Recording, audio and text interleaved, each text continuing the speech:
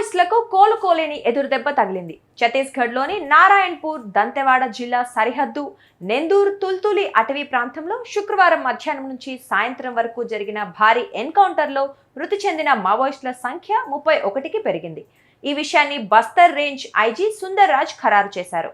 ఏఎన్ఐతో మాట్లాడిన సుందర్ రాజ్ తమ బలగాలు 31 మృతదేహాలను స్వాధీనం చేసుకున్నాయని చెప్పారు. అయితే ఆ సంఖ్య మరింత పెరిగే అవకాశం ఉందని సమాచారం.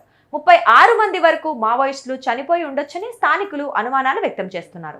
जिला दंतेवाड़ा नारायणपुर का सीमावर्ती दक्षिण भुजमठ क्षेत्र में तुलतुली गवाड़ी नेंदूर इस इलाके में माओवादी की उपस्थिति का सूचना के आधार पर DRG Dantewada DRG Narayanpur STF बल अभियान के लिए रवाना किए गए थे। अभियान के दौरान कल दिनांक 4 तारीख को लगातार अनेक बार मुठभेड़ हुई थी। मुठभेड़ के पश्चात अब तक कुल 31 माओवादियों की डेड बॉडी रिकवर की गई थी। आर्म सबमिशन के हिसाब से देखा जाएगा LMG SLR AK-47 मिसाइल्स 303 इस प्रकार का अनेक ग्रेडेड वेपन्स भी रिकवर की गए थे और लगातार अभी सर्चिंग जारी है। सर्चिंग पूर्ण होने के बाद हम और विस्तार से डेटा अपडेट करेगा। ఈ ఎన్కౌంటర్ లో మావోయిస్ట్ పార్టీ అగ్రనేతలను కోల్పోయిందని సమాచారం. మావోయిస్ట్ పార్టీ కాయ్ 6కు చెందిన శ్రేణులే మృతి చెందారని, వీరిలో ఆ పార్టీ దండకారణ్యం రాష్ట్ర కమిటీ సభ్యుడు విజయవాడకు చెందిన Jorige Nagaraju alias Ramakrishna alias Kamlesh alias Vishnu కూడా ఉన్నట్లు ప్రచారం జరుగుతోంది.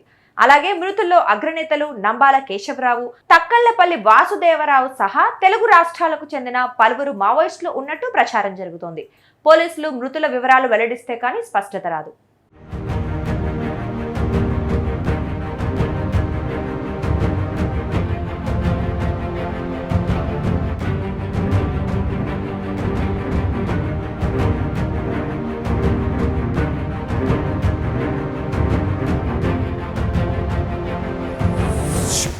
ప్రస్తుతం దండకారణ్యం నుంచి 31 మృతదేహాలను బయటకు తీసుకొచ్చారు.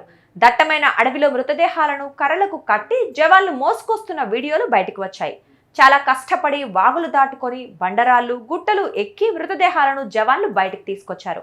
అక్కడి నుంచి ట్రాక్టర్ల ద్వారా దంతెవాడ నారాయణపూర్ జిల్లా ఆసుపత్రులకు మృతదేహాలను తరలించారు.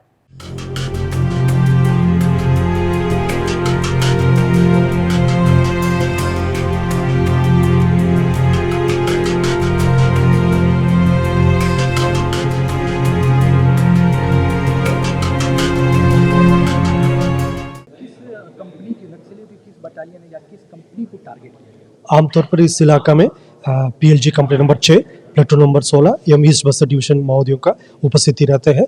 जैसे DKSRC मेंबर कमलेश, DKSRC नीति और DVCM मीना इत्यादि माओवादी कैडर की उपस्थिति का सूचना के आधार पर पार्टी रवाना की गई थी। अभी जैसा सर्चिंग के पश्चात शिनाख्ती कार्रवाई भी हो जाएगा। शिनाख्ती होने के बाद हम और डिटेल शेयर कर पाएगा।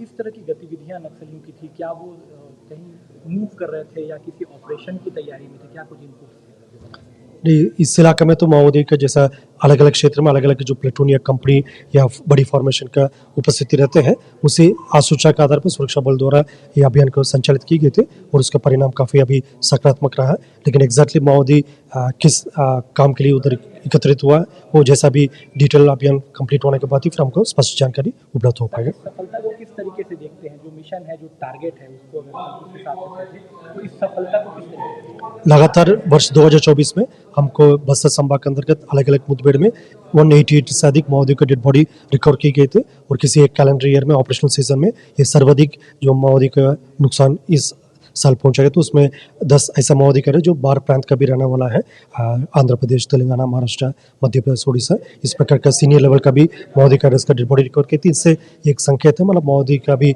स्थिति काफ़ी कमजोर होते जा रहा है और उनकी पैर के नीचे से जमीन के सकते जा रहा है। और आने वाला साल 2 साल में हमारा जो लक्ष्य जैसे भारत सरकार और राज्य सरकार का मंशा है और क्षेत्र की जनता का इच्छा है, उसी अनुरूप हम नक्सल गतिविधि को समाप्त करने की दिशा में बहुत मजबूती से आगे बढ़ रहा है। क्या नक्सली घायल भी हुए हैं? क्या ये जो आंकड़े हैं ये फाइनल है?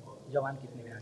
जिस हमारे एक जवान इस मुठभेड़ के दौरान उनका मामूली इंजरी हुआ है, उसका भी इवैक्यूएशन करके उनका ट्रीटमेंट जारी है। उनकी स्थिति खतरा से बाहर और सामान्य है। माओवादियों का भी और क्या कुछ नुकसान हुआ उसका आंकलन की जा रही है। अभी हमारे पास 31 डेड बॉडी रिकवर की गई थी और जैसे यदि सर्चिंग में और कुछ घायल माओवादी या डेड बॉडी मिलेगा तो उसका हम अपडेट करेंगे।